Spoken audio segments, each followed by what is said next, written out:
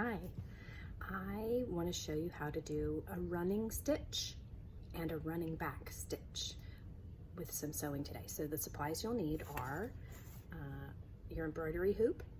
Remember, it has two parts. A piece of fabric that fits your embroidery hoop. It has to be a little bit bigger than your embroidery hoop. Scissors.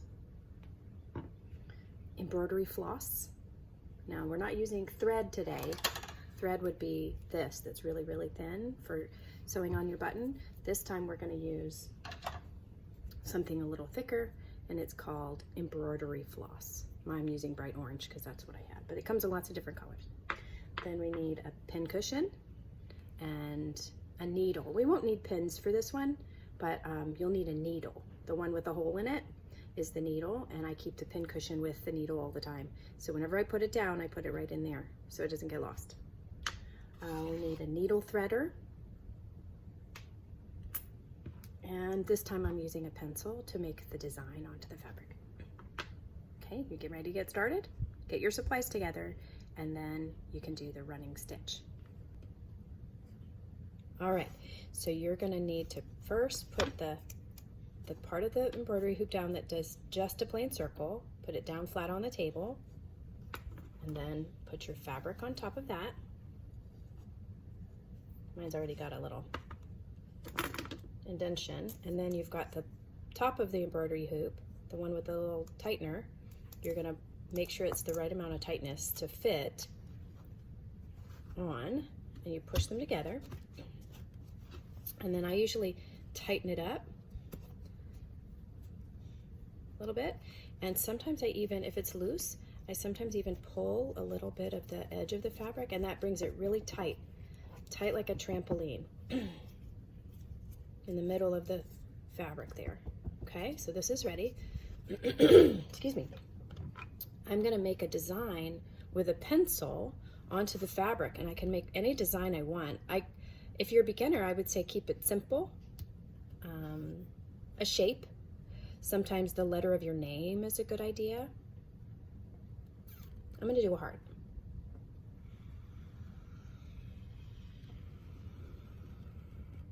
Some people like to trace a shape.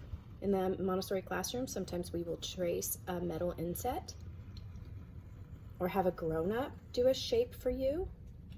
If you don't feel comfortable writing your own shape, see if we can see that. Yeah, you can see that pretty good. All right, so I just drew on there with a pencil. Now I'm gonna, on half of the heart, I'm gonna show you how to do a running stitch, which is a really important basic stitch. And then on the other half, I'm gonna show you how to do a running back stitch. Okay, so I'm gonna get a piece of embroidery floss. Remember last time we did a sewing work, we talked about how just about the length of your arm is a good amount, so it doesn't get too tangly. And in the classroom, we do the width of the table, just as long as the table is a good amount.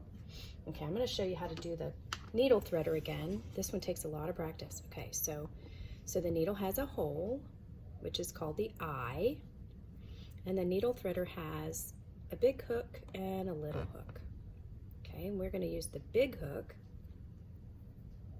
Both will work, but I think the big hook works a little better in this big eye. I'm gonna slide it in like this and let it dangle like that while I wait for my embroidery floss. I'm gonna hook it on. Now I can see only a little bit is hanging there, right? And now I'm gonna pull my needle off carefully. And the needle is threaded. All right, now I'm gonna make these even.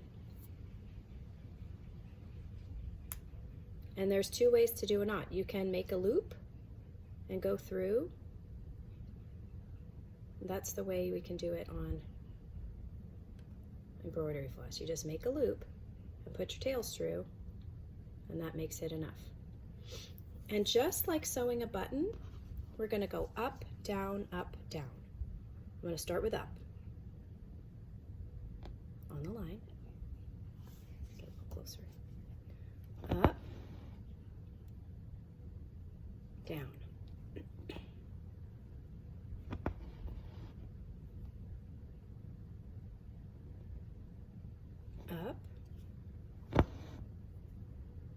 down. And if you look close, you can see I'm putting a little space between each of the orange stitches. That's what we want. Up, down.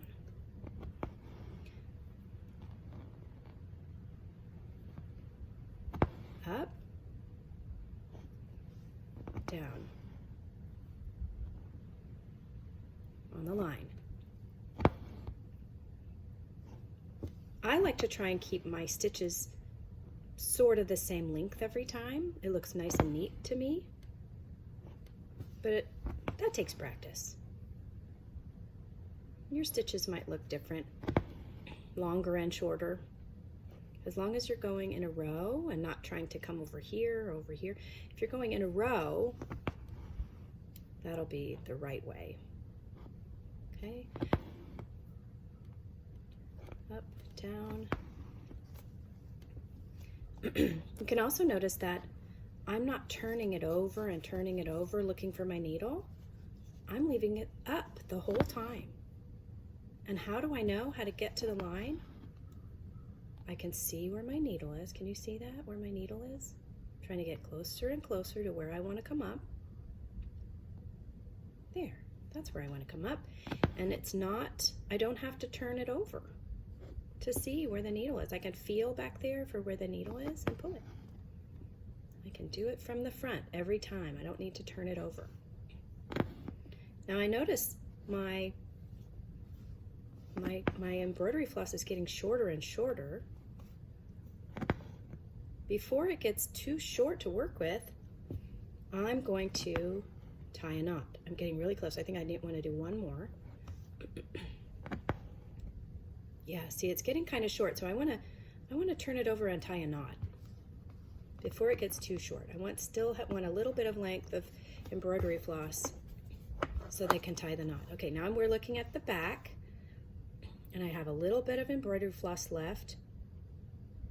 I'm going to go under my last stitch 3 times in a row. 1,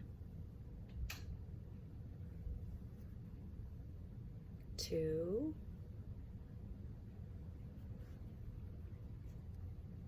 3. Now I just tied a knot by going under my last stitch 3 times. Now my work won't come undone. So I'm going to cut this loose.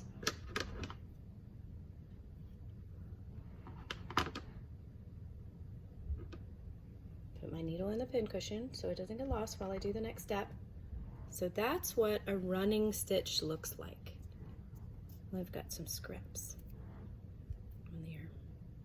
That's what a running stitch looks like. Okay, that's the basic sewing stitch that you can choose to do. And now I'm going to show you the next level, which is a running back stitch. I'm going to do it with this green color so you can see the difference. Okay, about as long as my arm. I'm going to cut a piece.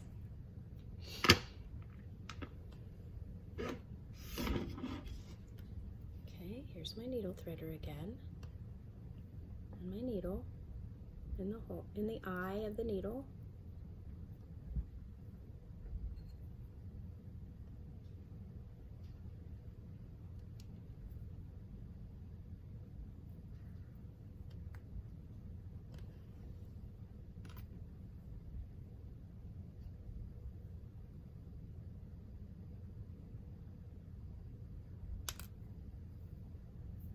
Make a loop and send the tails through to make the knot.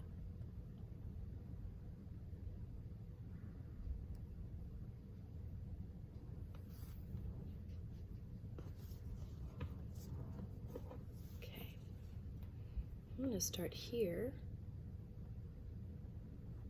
on the line. Start with up.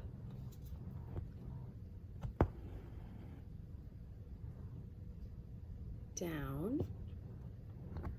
That part's the same as the running stitch. Come a little ways away and go up. And this part will be different than the running stitch. I'm going to go right back into the hole where this other one ends. so they touch. Down. See the difference? Okay, I'm going to go up.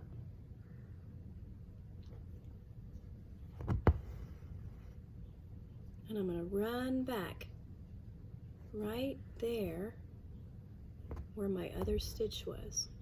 And if you get tangled, you just move it. That happens a lot. Okay, same idea as the running stitch, but you run back. Run into the stitch from before. And two really cool things about the running back stitch: it's a little bit stronger than the running stitch. If you were going to sew a garment like a pillow or something to wear, it covers up the line. You notice the pencil line is disappearing on this one. You can't see it at all anymore. Gets all covered up. That's called embroidery, when you cover up the design that was on your fabric. So you could draw your design and then cover it all the way up so it only looks like thread and embroidery floss in lots of different colors.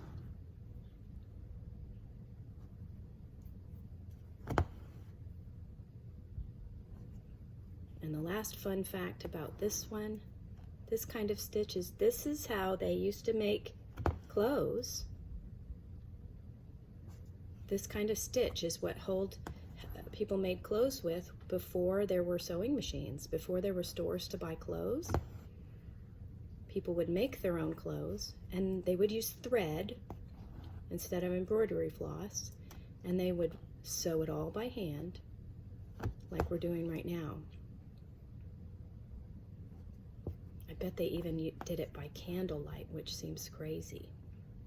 I think I need a brighter light than candlelight to make all the stitches so carefully.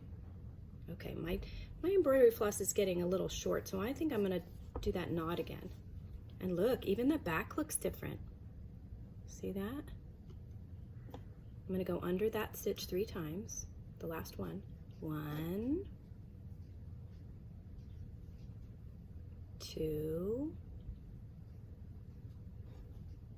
3. I've tied a knot. My work won't come undone, so I'm going to cut that loose. Take out the thread that's trash. I'm going to put my needle right in the pincushion so it can stay safe. I'm going to throw away my trash pile. I always have a trash pile nearby. So now you know how to do a running stitch as well as a running back stitch. So you can do some embroidery with your embroidery hoop and some fabric and all of the supplies we talked about in the sewing kit.